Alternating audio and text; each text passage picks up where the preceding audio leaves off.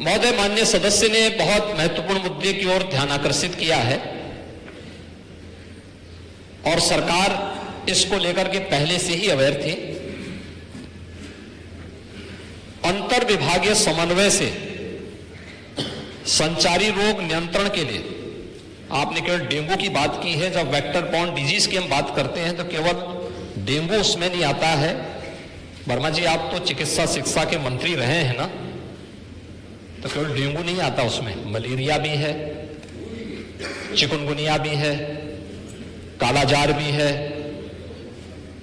इन सभी से संबंधित वेक्टर बॉर्न डिजीज हो या फिर वाटर बॉर्न जल जनित हो या फिर विषाणु जनित कोई भी बीमारी हो, इनके उपचार के लिए सरकार के स्तर पर एक समन्वित प्रयास किया गया है और उस समन्वित प्रयास को ही हम लोगों ने संचारी रोग नियंत्रण का एक विशेष अभियान वर्ष में 3 बार चलता है कार्यक्रम, जिसमें पहले 15 दिन संचारी रोग के लिए अवेयरनेस के साथ साथ अंतर विभागीय समन्वय से स्वास्थ्य विभाग नोडल विभाग होने के नाते सभी अन्य विभागों के साथ समन्वय के माध्यम से इन कार्यक्रमों को नियंत्रित करता है। याद रखना, डबल इंजन की सरकार है, ये केवल बोलती नहीं करके दिखाती भी है। प्रदेश के अंदर 10 करोड़ लोगों को आयुष्मान भारत और मुख्यमंत्री जन आरोग्य योजना के अंतर्गत 5 लाख रुपए सालाना स्वास्थ्य बीमा का कवर भी ये सरकार उपलब्ध करा रही है।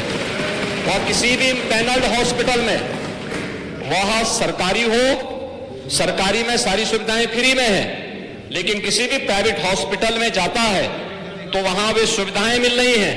और ये पूरा सदन गवाह है कि हर माननीय सदस्य को इस सदन के द्वारा अपनी निधि से ही 25 लाख रुपए सालाना देने का अधिकार दिया गया है। और यही नहीं, मुख्यमंत्री राहत कोष से हम चेहरा देख करके पैसा नहीं देते हैं। कोई भी व्यक्ति जो भी आवेदन करता है, कोई भी पीड़ित हो, उसकी जाति, उसका मत, उसका मजहब नहीं देखा जाता है, बल्कि वो पीड़ित राज्य का नागरिक है। उसको प्रदेश में, देश में या दुनिया में जहां कहीं अच्छी स्वास्थ्य की सुविधा मिलती है, उस सुविधा के लिए मुख्यमंत्री राहत कोष से भी हम पैसा देने में कोई कोताही, तमाम मान्य सदस्य विपक्ष में बैठे हुए हैं, हर व्यक्ति इस बात को कह सकता है।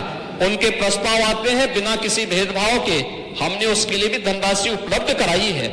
आयुष्मान भारत और मुख्यमंत्री जन आरोग्य योजना भी है। हम आभारी हैं आदरणीय प्रधानमंत्री जी के, जिन्होंने आयुष्मान भारत जैसी योजना दी, जिसमें हर गरीब से गरीब व्यक्ति भी आज अपना उपचार किसी भी अच्छे कॉर्पोरेट हॉस्पिटल में भी करा सकता है और देश में भी करा सकता है, दुनिया में भी कहीं करा सकता है।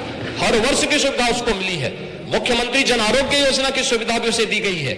इसके अलावा माननीय विधायकों को भी 25 लाख रुपए तक खर्च करने का अधिकार दिया गया है और इसके साथ ही मुख्यमंत्री राहत कोष भी उसके लिए उपलब्ध है। समस्या केवल इस बात की नहीं कि हम समस्या के समाधान का की ओर जाएं, समस्या केवल हर मुद्दे का राजनीतिकरण करके समाज में अव्यवस्था पैदा करना, लोगों में असंतोष पैदा करने का जो कुत्सित प्रयास किया जाता है, वो तो कोरोना कालखंड में भी लोगों ने देख लिया था, जब आप लोग बहका रहे थे लोगों को कि वैक्सीन मत लगाना, ये मोदी वैक्सीन है, और लोगों को गुमराह कर रहे थे।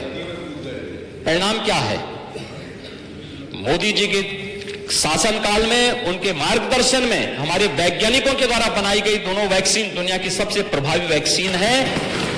दुनिया के अंदर तमाम देशों में कोरोना महामारी के मामले बढ़ते हुए दिखाई दे रहे हैं। भारत में कोरोना कंट्रोल है और उत्तर प्रदेश में भी पूरी तरह नियंत्रण में है, कहीं कोई समस्या नहीं है।